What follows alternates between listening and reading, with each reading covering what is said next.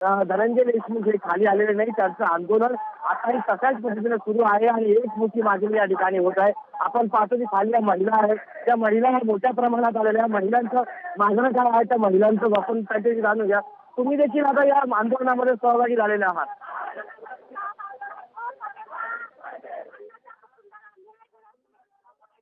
सहभागी नाही. जोपर्यंत अन्नाच्या कुटुंबाला न्याय मिळत नाही तोपर्यंत आम्ही आंदोलन करत राहणार. जोपर्यंत आरोपीला फाशी होत नाही तोपर्यंत आम्ही सतत आंदोलन करत राहणार. अन्नाला न्याय द्या तरच आमचं आंदोलन बंद होईल. ते धनंजय देशमुख कुठे आहेत त्याला पण बघा कुठे. हो हो आज महिना होऊन गेला. महिना फाशी दिली पाहिजे. त्याच्या पाहिजे आम्हाला. संरक्षण झालं पाहिजे. पाहिलं तर विक्रांत, या संतप्त भावना आहेत या सर्व गावकऱ्यांच्या.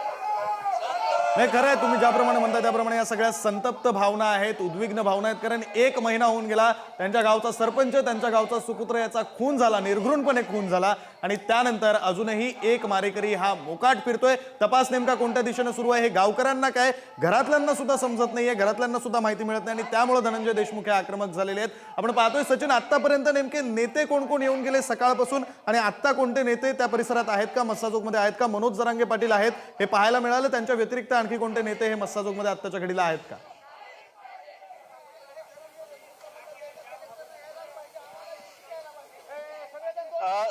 विक्रांत, आत्ताच्या घडीला जर आपण पाहिलं तर या ठिकाणी एकटे मनोज जरांगे पाटील हेच नेते म्हणून या ठिकाणी आहेत. बाकी सर्व ग्रामस्थ आहेत. जर सकाळपासून आपण विचार केला तर सकाळी प्रकाश आनंदराज आंबेडकर असतील, त्याचबरोबर खासदार बजरंग सोनवणे असतील, हे या ठिकाणी येऊन गेले. तर परिसरातले जे लोकप्रतिनिधी आहे, जसे ग्रामपंचायत सदस्य असतील किंवा हे जे स्थानिक नेते आहेत, ते देखील या मोठ्या प्रमाणात या ठिकाणी दाखल झालेले आहेत. तर सर्वांची एकमुखी मागणी आहे की मृत संतोष देशमुख यांना न्याय मिळाला पाहिजे, त्यांच्या मारेकऱ्यांना अटक करायला पाहिजे, मारेकऱ्यांना ज्यांनी सहकार्य केलं त्यांना अटक केलं पाहिजे व वाल्मिक कराड यांच्यावरती मोक्का लावला पाहिजे, त्यांच्यावरही देखील खुनाचा गुन्हा दाखल केला गेला पाहिजे. अशा पद्धतीची एकमुखी मागणी या सर्व ग्रामस्थांची आहे. त्यामुळेच हे आंदोलन सध्या सुरू आहे आणि जोपर्यंत आम्हाला ठोस आश्वासन मिळत नाही, जोपर्यंत आम्हाला आमच्या मागण्या पूर्ण होत नाही, तोपर्यंत आम्ही इंचभरही आमच्या मागण्यापासून मागे हटणार नाही, अशा ठाम भूमिकेवरती आता हे ग्रामस्थ आहे. आणि मृत संतोष देशमुख यांचा भाऊ धनंजय देशमुख हा देखील आपल्या मागण्यावरती अडून आहे. त्यामुळे ते देखील आता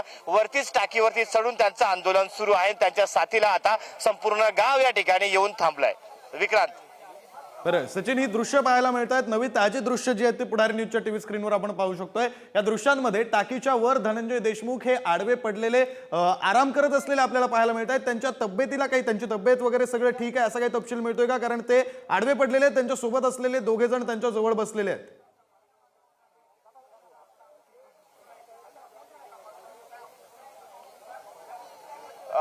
विक्रांत, अजून तर त्यांच्या तब्येतीबाबतचा काय माहिती समोर आली नाही. मात्र आपण पाहिलं त्यांच्या घरच्यांनी जेव्हा सांगितलं होतं की त्यांनी 2 दिवसापासून पोटभर जेवण देखील केलेलं नाहीये.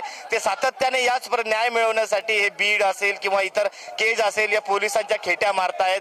मात्र त्यांना तरी देखील माहिती सांगितली जात नाहीये. त्यामुळे ते जेवण देखील करत नव्हते. साधारणतः आपण ही टाकी जर आपण पाहिली तर 100 फूट उंचीची आहे. ते चढताना देखील त्यांना त्रास जाणवत असावा, त्यामुळेच ते झोपले असावेत असं देखील सांगितलं जात आहे त्या ग्रामस्थाकडून. बरं सचिन, सकाळी तुम्ही ज्यावेळी मस्साजोगमध्ये पोहोचलात किंवा इतर नेते ज्यावेळी मस्साजोगमध्ये पोहोचले त्यावेळी धनंजय देशमुख यांच्याशी तुमचा काही संपर्क झाला होता, तुमचं काही बोलणं झालं होतं? त्यांच्या बोलण्यातून निराशा जाणवत होती, असं काही त्यांच्या बोलण्यातून नेमकं काय जाणवत होतं सकाळपासून?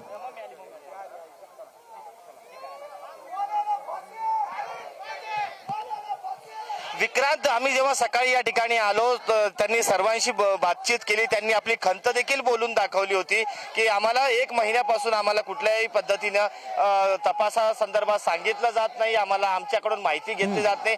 बोलताना एक त्यांच्या चेहऱ्यावरती एक दुःख स्पष्टपणे दिसत होतं. जो भाव होता तो स्पष्टपणे दिसत होता की काहीतरी जीवाभावाचं काहीतरी वाईट करायचं काय, अशा पद्धतीच्या भावना त्यांच्या मनात येत होत्या. ते बोलून देखील दाखवत होते की जर आम्हाला न्याय मिळत नसता तर जगून फायदा काय, असा देखील एक शब्द त्यांनी त्यावेळेस वापरला होता. त्या बोलण्यावरूनच वाटत होतं की ते आतून किती दुःखी असावेत. कारण की सकाळपासूनच त्यांचा चेहरा ते कुणाचे नेहमी ते माध्यमांना ते बोलायचे, मात्र आज त्यांनी देखील माध्यमांना बोलणं टाळलं होतं. त्यामुळे त्यांचं बोलण्याची देखील इच्छा होत नव्हती, एवढे ते दुःखी सकाळपासून दिसत होते. नाही, अगदी खरं आहे सचिन, तुम्ही ज्याप्रमाणे म्हणता आतापर्यंत हे सगळं प्रकरण घडल्यानंतर धनंजय देशमुख यांनी माध्यमांशी बोलणं कधीही टाळलं नव्हतं. मात्र आज सकाळपासून ते माध्यमांशी बोललेले नव्हते. आनंदराज आंबेडकर येऊन गेले तरी सुद्धा त्यांनी प्रतिक्रिया दिलेली नव्हती. आनंदराज आंबेडकर यांनी प्रतिक्रिया दिलेली होती. हे सगळं पाहता धनंजय देशमुख हे आत्ताच्या घडीला टाकीवर असलेले आपण ही दृश्य पाहतो. एक्सक्लुझिव्ह दृश्य आहेत पुढारी न्यूजच्या टीव्ही स्क्रीनवर. पुन्हा एकदा जाऊया, सचिन जिरे आपले प्रतिनिधी आहेत. सचिन, सकाळपासून नेमकं काय काय घडलं, घटनाक्रम काय होता, तपशीलवार थोडी माहिती द्या.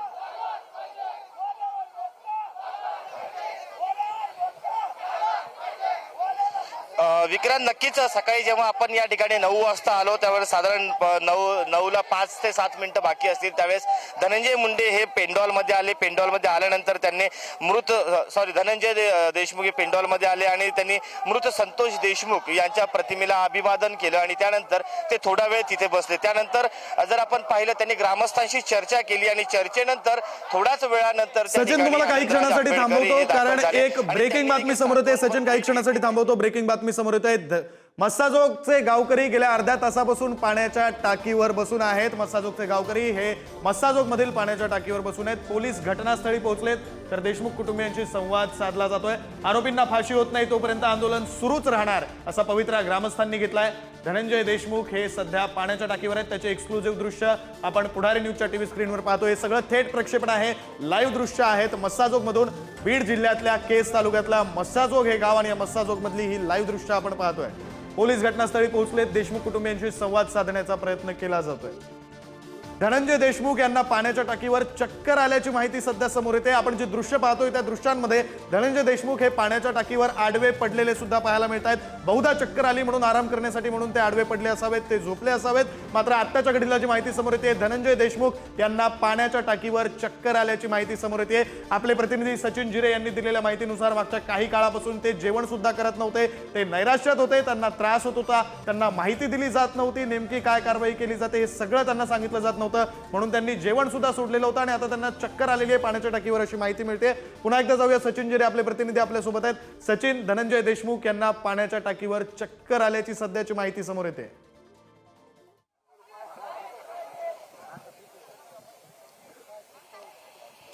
नक्कीच आता जी माहिती मिळाली त्यानुसार धनंजय देशमुख यांना वरती चक्कर आलेली आहे. त्यामुळेच त्यांच्या सहकारी आहेत, प्रीतम नावाचा एक सहकारी आहे त्यांचा, त्या सहकार्याने त्याला पाण्याच्या टाकीवरती झोपवलेलं आहे. आणि आपण हे जे दृश्य पाहतोय त्यामध्ये स्पष्टपणे दिसतंय की त्यांना आता त्रास जाणवतोय, त्याची प्रकृती आता खालावती आहे. कारण की गेली महिनाभर आपण पाहतो की धनंजय देशमुख हे संपूर्ण मोर्चे असतील, निदर्शने असतील, आंदोलन असतील, प्रत्येक ठिकाणी जात आहेत. प्रत्येक आपल्या भावाला न्याय मिळावा यासाठी